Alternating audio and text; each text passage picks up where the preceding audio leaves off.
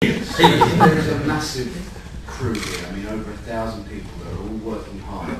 These delays are minor delays when you've got a team of incredibly talented people like the guys at Weta, which are creating these wonderful things for us to do, and it just gives them that bit more time so that we can actually have the best possible things that we can have. It's not really a delay so much as just extra prep time.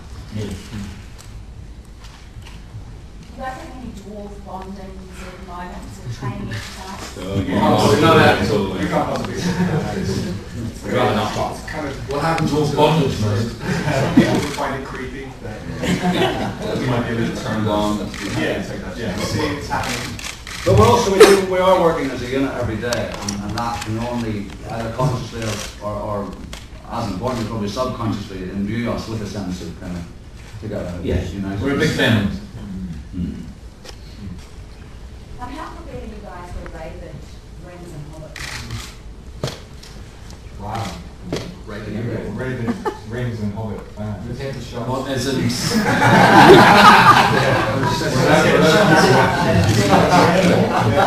Stuck feet. We're in a very privileged position where a minute of your time can make someone's whole day, and to be in a position. Sorry.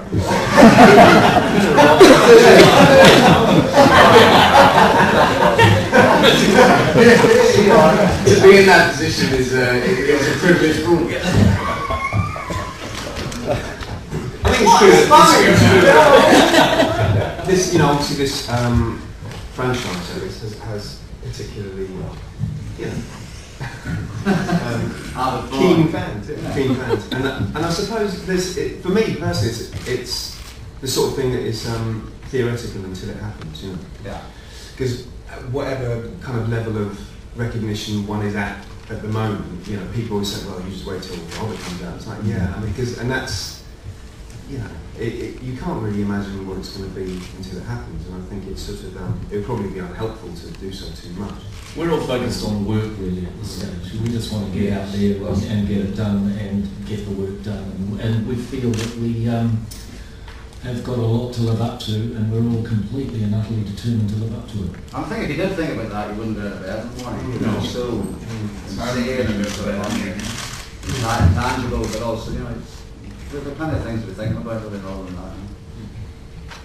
Martin, can we just hear a little bit about the casting process? How does that impact in my way for you for finishing some other commitments? Well, I put myself on tape for it early last year, and I'd always had very generous feedback from the team that they would like me to do it ultimately, which was a very nice vote of confidence and kind of certainly relaxed me a bit. I thought I was going to not be able to do it because of commitments in Britain, and then then it was made that I could do it. So it's genuinely flattering, and it means that I get to do two things that I really love this year. I have to tell you, sorry to interrupt, I have to tell you the thing he's talking about, Sherlock, which hasn't got here yet, is an enormous success and is magnificent, so it's worked out very well. It's brilliant. Martin's Thank you. Ian Holmes is very good. Aidan, quick question. When you say to people from overseas that you're from New Zealand, they always mention Lord of the Rings. I mean, obviously that's sort of what people think of New Zealand now. Has New Zealand been what you imagined it would be since you've been here? Since I've been here. What was that question directed at me? I missed the start of it. I know what the Kiwis think, and I would ask a cool question, so... Okay, I see where you're going there. Yeah. It sort of is. I mean, from watching the movies, and Rob made a good point that the kind of the geography of this country is that how it is, but it's played in Lord of the Rings quite sort of close in a lot of ways. It sort of is. It's got the same. I guess it's closer to home than somewhere like Los Angeles might be. Robert was there, and it's still got that sort of British kookiness that I'm kind of used to from going from Ireland and living a bit in the UK and stuff. So it does feel like home, and we've all settled in quite easily, and the weather's so fantastic, and it's freezing cold back home. And this is the closest thing to summer camp I think I'm ever going to get. So I'm loving it. Wait for June. Oh, bring it on. How long have you been out here? 4 weeks. 4 weeks, nearly 5 months. And how long are you going to be out there? As long as it takes. 15 years. Erica. Erica's from the One Ring website. Yeah, it's a big group of dwarves. How does your script make you a little bit individual so you can stand out? I don't think we can give one. Or is it ensemble all the way? Well, it's ensemble, but they all have their own, agendas and personalities. I mean, we've got very skillful writers who've got a pretty good track record so far in creating characters and lifting the characters from the book. A lot will be down to us, but a lot is clearly in the script, and it's collaborative. And There's 13 very distinct and different personalities, and we are an ensemble. yeah, Thanks. that's what I meant to say. And we all look very different. Very different. Magnus? I've got a question that my wife actually asked me to put to you. What are you doing? Are you all mentally? I'm Columbo, by the way. Are you mentally prepared for the overnight heartthrob status you're all going to achieve as part of this production? And what kind of groupies do you hope to attract as dwarfs and hobbits? The best. Well, that's a question that Let's not get ahead of ourselves, because, bearing in mind that we probably aren't going to look too much like Adonises. So, Speak for yourself, but, I don't think we should probably get ahead of ourselves, and we should wait and see that the critical success of this film is more successful than the... Yes, we have to be good first. Yeah, we have to be To good. earn that. I've got a question for James. A particularly rabid fan believes that she saw you at the NZI Sevens dressed as a duck. Is that true? It's actually a chicken. It's a chicken, okay.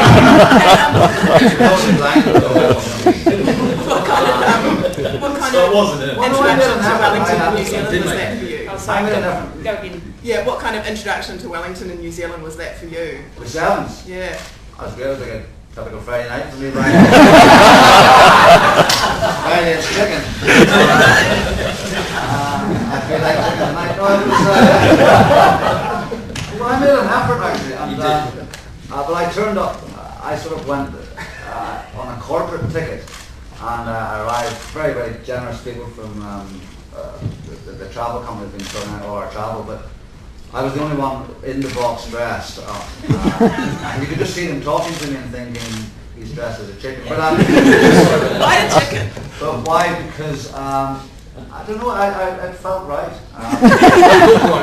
Fantastic. No, but it was great. It was a great just time. I loved it. one. I mean, it was, I had a great time. And people were very friendly, and it was quite a sociable occasion. And he hasn't been ripped out of the work at all. I think the highlight was getting a soft feet searched by security. That was a highlight. Yeah.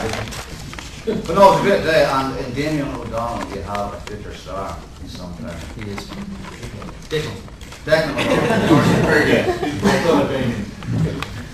So what have you thought of Wellington so far? Well, I brought my family here, so it was a big move for them, and I think a difficult move. I've got, kids at a certain age didn't necessarily want to be dragged to the other side of the world, as they thought that they're settling brilliant mates, we've been made to feel very welcome.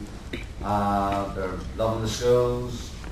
You can very easily understand why people move here. It's an enormous. I'm not sort of saying it in a sickly way nor a full way. I mean, just very truthfully, it's an enormous privilege to be here. It's not a bad way to earn a living. It's great. Do we have any other comments on that? They don't like it. Right. He actually commutes. Yeah, I haven't given up my house in Potter's Bar yet.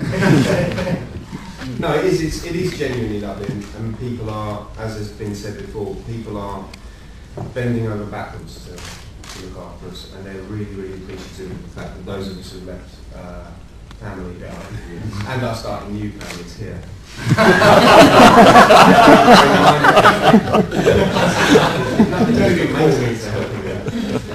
As somebody who's lived a very nomadic lifestyle for the last few years, not really having a base in the country, I feel entirely at home. What about the rest of New Zealand? Are there particular places that you want to visit? Fortnite Island. This is a great diving there. I'm quite like the ski, but I think I'll be loud. Well, I mean, also we can rely on our Kiwi pals here to kind of tell us where to go. Actually, that would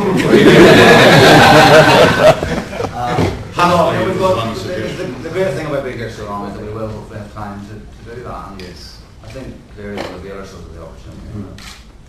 You know, it's a great, it's just fantastic.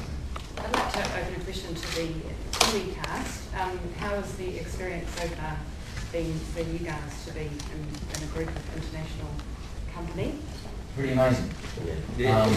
I think it's extraordinary when you've got people like Ken Stott, Jim Nesbitt, and Martin Freeman, who, well, and of course all the English, the Scottish, and all when you've been a fan of, from a theatre perspective, someone like Ken Stott,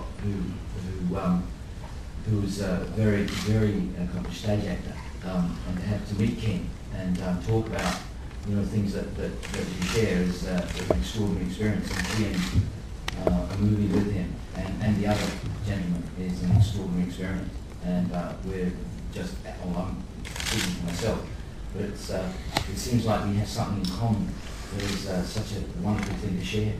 Yeah, we're all dwarfs. One of the things which I think is exceptional is the fact that the director, Sir Peter, has gathered together not just a cast but also a crew of people who are totally as one, totally dedicated, and as yet, having met dozens, hundreds of people on this job, I've yet to come across one tosser.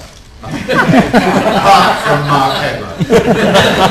I think it's quite overwhelming. It does go both ways for us visitors to work with these guys, you know, who, I mean, this band was like 6 different people in Lord of the Rings, you know. Yeah, these guys are fantastically talented local Kiwi actors, and it's a privilege for us to be working with the best that they have here as well. Yeah, it was quite daunting, I guess, you know, working with such esteemed company, but like after a while you just get to know that they're really good blokes, you know, and you know, I've got my parents come up last week and they were just amazed at the, you know, just a really good close bunch of people, and yeah, everyone's getting on really well. Yeah, well this is it. We've been working together for 4 weeks, and it didn't take long before it just felt like we were a bunch of mates really, and as we faced a whole lot of challenges already in the sort of training we've been doing, preparing for the dwarf roles, physical training at the gym, stuff fighting, horse riding, dialect work, a whole range of things where we're being helped to be the best we possibly can. And it's hard work and there's some really tough times. But we're sharing it together with this kind of gang, very staunch gang of people, and I think we've bonded really, really quickly. I'm just so looking forward to going through the whole adventure with these guys. The thing is that everybody's got a strong personality on this, and everybody's a strong actor. And so in some ways it's just ironed out that we're equal. We're equal, and we're really enjoying that process together. And to have at the centre of that Peter and Fran and Philip and Zane, of course, who's working on board, who's a producer, to have them, you couldn't get more protective of the story of Tolkien's writing of the characters. They are the most protective people you could have for that, and to have them sort of at the centre of it and delivering their interpretation of it is fabulous, because they care for this more than anyone does, you know. Has the actors equity hold up all the intentionality right along? We've just decided to, it's 2011, and we're just here to do the work, and so we don't have to do that. That was last year's news.